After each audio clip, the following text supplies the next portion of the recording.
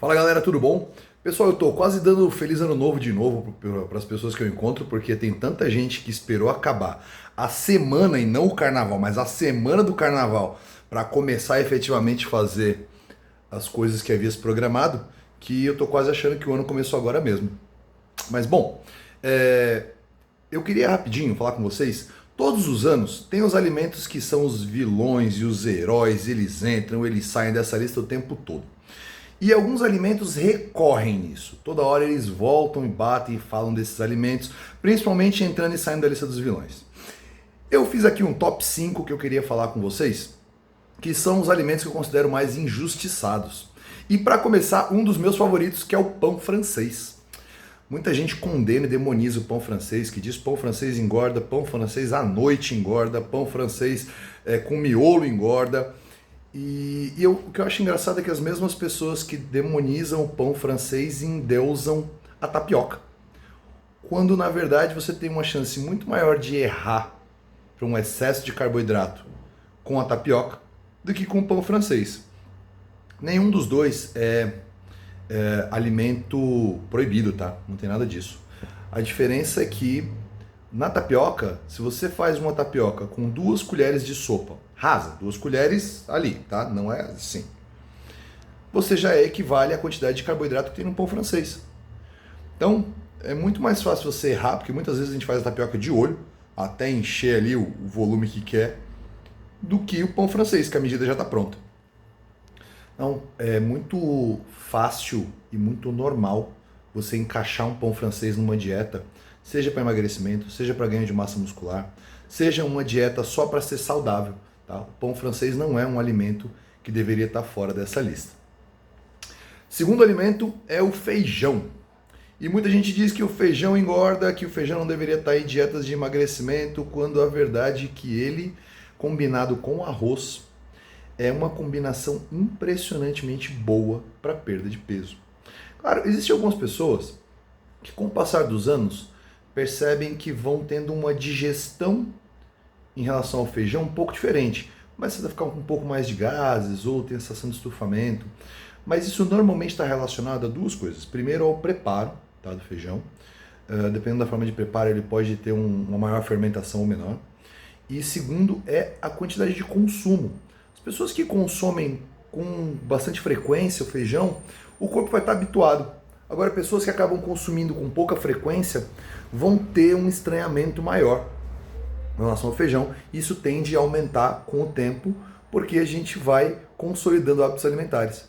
E aí vai ficando mais tempo sem comer, quando come estranha um pouco mais. Mas ainda assim o feijão é um alimento muito rico em micro e macronutrientes, é uma ótima fonte de ferro, é um carboidrato super bom, funciona bem, tem boa quantidade de proteína e é essencial para a alimentação de muitas pessoas. Não quer dizer que todas as pessoas precisam comer feijão. Não gosto de feijão, tem que comer feijão. Não gosto de feijão, não come feijão. Mas não é um alimento que faz mal de nenhuma forma. Ok? Número 3, vamos de refrigerante zero. Esse aí sempre dá polêmica, sempre dá puxa. Já tentaram de 1000 formas falar que o problema do refrigerante zero é o sódio, que o problema do refrigerante zero é o adoçante, que o problema do refrigerante zero é o aditivo, é o corante, e no fim das contas todos os testes clínicos que a gente tem voltam no mesmo ponto, que para que o refrigerante zero possa oferecer algum grau de risco, a quantidade de consumo é incompatível com a vida comum das pessoas, tá? A menos que você consuma 20, 30 litros de refrigerante zero todos os dias, provavelmente você não corre nenhum risco. E aqui, cara, o que é importante entender? O refrigerante zero, ele não é um alimento saudável, porque saudável é um alimento que promove saúde. E o refrigerante zero não promove saúde, ele não melhora a tua saúde em nenhum parâmetro. Porém, ele não é um alimento que é prejudicial à saúde dentro de níveis de consumo normal. Muitas vezes ele é uma estratégia interessante para pessoas que estão tentando largar o consumo excessivo de doce, porque ele tem um paladar adoçado. Então, utilizado de forma correta, ele é uma ferramenta muito interessante. é muito comum as pessoas questionarem assim, ah, mas o suco de fruta é melhor ou é pior do que o refrigerante? Se a gente for pensar em saúde, provavelmente o suco de fruta seja um pouco mais saudável.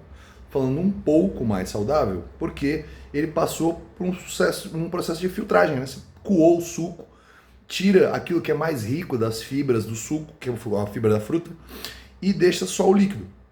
O líquido tem alguma coisa em relação a vitaminas, sim, e por isso ele é um pouco mais saudável, mas também tem uma carga calórica que para algumas pessoas pode desequilibrar a dieta ou não, ok? Então assim, em termos de ser saudável, suco de fruta é mais saudável do que o refrigerante zero, sim. Isso não quer dizer que seja a melhor escolha para todo mundo. Se você está numa dieta muito controlada em termos de caloria, talvez uma bebida zero caloria seja melhor do que uma bebida com calorias. Mas isso deveria ser estudado e questionado com a pessoa que acompanha cada um, porque é caso a caso, tá? É na composição que é feita para cada pessoa. Mas, de novo, o refrigerante zero não é, até onde se sabe, prejudicial à saúde. Ele só deve ser consumido com bom senso. E aqui tem uma questão que é muito mais relacionada à maneira como se trata os alimentos. Quando que eu levantaria uma bandeira vermelha para o refrigerante zero? Zero, tá? Não estou falando refrigerante com açúcar, que esse aí é um problema. Mas o refrigerante zero, quando você não consegue ficar sem. Ah, não, eu consigo, consumo um pouco aqui e ali, tá tudo bem, tá tudo certo, ok. Tá? Até tem uma margem relativamente grande para esse tipo de consumo. Agora, quando você não consegue falar assim, não, eu preciso de refrigerante zero todos os dias, aí deveria ligar um alerta e começar a fazer um processo de tirar da tua rotina, e não porque ele vai te fazer mal biologicamente, mas sim porque você ainda não tem uma maturidade com relação àquele alimento para administrar ele de forma eventual. E isso vale para qualquer alimento, tá? A pessoa fala assim, ah, eu não consigo viver sem pão. Eu acho que é o momento de começar a pensar em como ir tirando ou diminuindo a frequência do pão para que não haja dependência, seja desse ou de qualquer outro alimento, tá? O problema não é o alimento, mas sim a maneira como você se relaciona com o alimento. Então, de novo, o refrigerante zero não é um bicho de sete cabeças, não é um monstro pintado de preto ou caramelo ou o que quer que seja. Nosso quarto vilão injustiçado é o leite. E toda hora falam que o leite é inflamatório, que só o ser humano toma leite, bibibi, bobobó e todas essas bobagens. Pessoal, para pessoas que não tenham problema com a enzima lactase, leite não é um alimento inflamatório de nenhuma forma. Se você tem uma saúde normal, você não vai ter problemas com leite. Leite, muito pelo contrário, é uma ótima fonte de proteína. Tá? É um alimento que funciona bem em qualquer horário do dia. Tem 1000 combinações extremamente funcionais para o leite, que deveria fazer parte da alimentação de todas as pessoas que não tenham nenhuma restrição com relação à enzima lactase. Tá? E a única exceção a isso são pessoas que tenham intolerância à lactose, que podem se fazer uso de leite sem lactose, de leite de outras origens, ou mesmo o uso de enzima lactase. Tá? Então, o leite em si é um alimento que funciona bem. Ah, já ouvi bobagem de leite engrossa a pele, mas, galera, isso é ridículo, tá? Beira o ridículo de tão sem fundamento que é essa informação.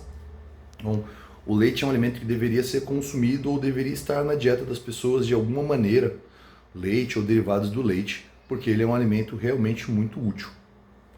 E eu acho que o último talvez seja o que mais entra e sai da lista dos vilões, é o ovo. E aqui eu estou falando do ovo inteiro, com gema, com clara, com tudo.